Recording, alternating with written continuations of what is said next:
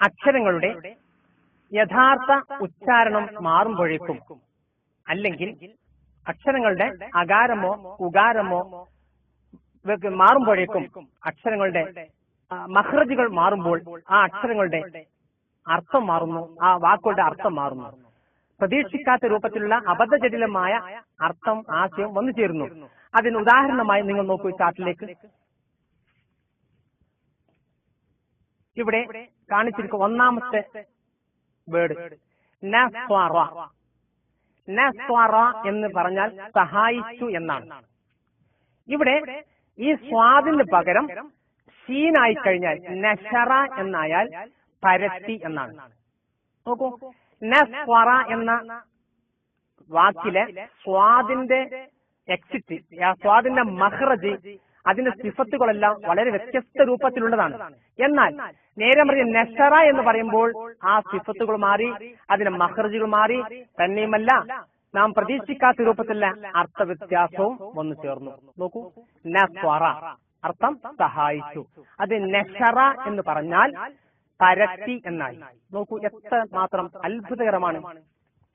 വേറെ ഉദാഹരണം നോക്കൂ, സുമ്മ്. സുമ്മ് എന്ന അർത്ഥം, സുമ്മ് എന്ന വാക്കിന്റെ അർത്ഥം വിഷം എന്നാണ്. വിഷം, പോയിസൺ. എന്നാൽ ആ സീനിന് പകരം സ്വാദായി കഴിഞ്ഞാൽ അർത്ഥം ബധിരൻ എന്നായി.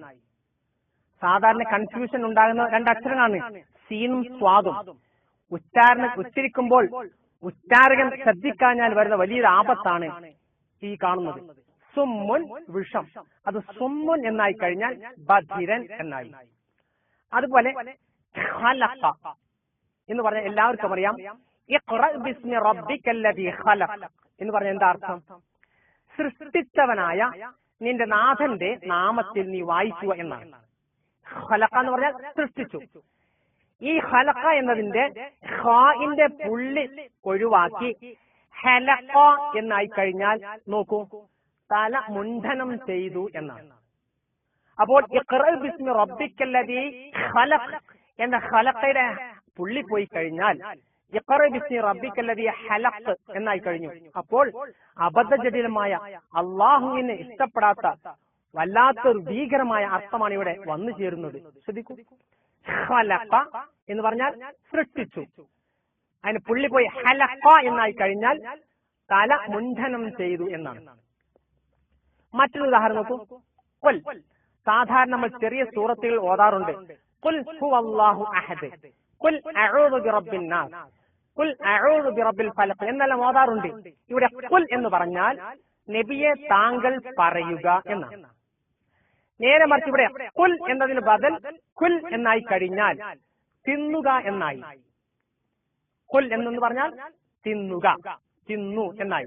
നോക്കൂ, ഖാഫ് ഉച്ചരിക്കേണ്ടത് ഹൽഖിന്റെ മേലേ ഭാഗത്ത് നിന്നാണ്. കാഫാണെങ്കിൽ അതിന് തൊട്ട് മുകളിൽ നിന്നാണ്. അപ്പൊ രണ്ട് മഖ്റജ്, രണ്ട് അടുത്തടുത്ത മഖ്റജാണ്. ഒരു മഖ്റജ് തെറ്റുമ്പോഴേക്കും അർത്ഥത്തിന് വ്യത്യാസം വരുന്നു. അതാണ് തഹ്സീനുൽ ഹുറൂഫ് നമ്മൾ നേരത്തെ പറയാൻ കാരണം. തഹ്സീനുൽ ഹുറൂഫ്, അക്ഷരങ്ങളെ നന്നാക്കുക എന്നുള്ളത്. മറ്റൊരു ഉദാഹരണം നോക്കൂ, യദ്ഉ. യദ്ഉ എന്ന് പറഞ്ഞാൽ ക്ഷണിക്കുന്നു എന്നാണ്. വിളിക്കുന്നു, ക്ഷണിക്കുന്നു എന്നാണ്. നേരെ പറഞ്ഞ് യദ്ഉ എന്ന ഐനിന് ഷദ്ദ് എക്സ്ട്രാ കൊടുത്തു കഴിഞ്ഞാൽ എന്തായി? യദ്ഉ എന്നായി കഴിഞ്ഞാൽ മാറ്റി നിർത്തുന്നു എന്നാണ്. നമുക്കറിയാം, മതത്തെ കളവാക്കിയവനെ നീ കണ്ടുവോ എന്ന് ചോദിക്കുന്നൊരു സൂറത്ത് ഖുർആനിൽ കാണാം. അവന്റെ ലക്ഷണമായി പറയുന്നത് അവൻ യതീം മക്കളെ ആട്ടിക്കളയുന്നവനാകുന്നു, മാറ്റി നിർത്തുന്നവനാകുന്നു എന്നാണ്. അവിടെ ഉപയോഗിച്ച വാക്ക് യദ്ഉ എന്നാണ്. ഈ യദ്ഉ എന്നുള്ള ഐനിന്റെ ഷദ്ദിനെ ഒഴിവാക്കി കഴിഞ്ഞാൽ യദ്ഉൽ യതീം എന്ന് പറഞ്ഞാൽ യതീമിനെ ക്ഷണിക്കുന്നവനാകുന്നു എന്നായി അർത്ഥം. നോക്കൂ, എത്ര അബദ്ധമായ അർത്ഥമാണ് വന്നു ചേർന്നിട്ടുള്ളത്. അതാണ് ഖുർആനിലെ ഒരു അക്ഷരമോ ഒരു ഹർക്കത്തോ ഒരു ശബ്ദോ ഒരു പുള്ളിയോ മാറുമ്പോഴേക്കും അർത്ഥത്തിന് വ്യത്യാസം വരുന്നു. അതാണ് പറയുന്നത് തഹ്സീനുൽ ഹുറൂഫ്, അക്ഷരങ്ങളെ നന്നാക്കണമെന്ന്. മറ്റൊരു ഉദാഹരണം നോക്കൂ, സഖഖ എന്ന് പറഞ്ഞാൽ വീണു എന്നർത്ഥം. നേരെ സക്കത്ത എന്ന് പറഞ്ഞാൽ നിശബ്ദമായി. സഖഖ വീണു, സക്കത്ത നിശബ്ദമായി. എത്ര വ്യത്യാസം! ഖാഫിന്റെയും ത്വായിന്റെയും ഉച്ചാരണത്തിന്റെ വ്യത്യാസം. ഖാഫും ത്വാവും ഉച്ചരിക്കേണ്ടത് ചുണ്ട് അല്പം കൂർപ്പിച്ചുകൊണ്ടായിരിക്കണം.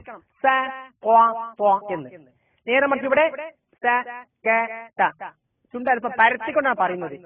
അപ്പോൾ ഈ രണ്ട് ചുണ്ടിന്റെ ഇസ്മാമിൽ ഉണ്ടാവുന്ന വ്യത്യാസം കൊണ്ട് അർത്ഥം മാറുന്നു. സഖത്വ വീണു, സക്കത്ത നിശബ്ദമായി. അതുപോലെ മറ്റൊരു ഉദാഹരണം ശ്രദ്ധിക്കുക. സുമ്മ എന്ന് പറഞ്ഞാൽ പിന്നെ. ഈ സു എന്നതിന്റെ ലൊമ്മ് ഉകാരം പോയി കഴിഞ്ഞാൽ അതിന് ബദൽ അകാരം വന്നാൽ സമ്മ എന്നായി. അർത്ഥം അവിടെ. സുമ്മ പിന്നെ, സമ്മ അവിടെ. നോക്കൂ. അതുപോലെ തന്നെ ബറുൻ കര, ബിറുൻ പുണ്യം, ബുറ് എന്ന് പറഞ്ഞാൽ ചോളം എന്നർത്ഥവുമുണ്ട്. ബറ്, ബിറ്, ബുറ്. അപ്പൊ അകാരം, ഇകാരം, ഉകാരം ഈ മൂന്ന് ഫതഹ് കസ്റ് ലൊമ്മ് മാറുമ്പോഴേക്ക് തന്നെ വലിയ അർത്ഥ വ്യത്യാസം. നോക്കൂ. ബറുൻ കര, ബിറുൻ പുണ്യം, ബുറുൻ ചോളം അല്ലെങ്കിൽ ഗോതമ്പ് എന്നെല്ലാം പറയാം. അതുപോലെ ഇയ്യാക എന്ന് പറയുമ്പോൾ നിന്നെ മാത്രം എന്നർത്ഥം വന്നു.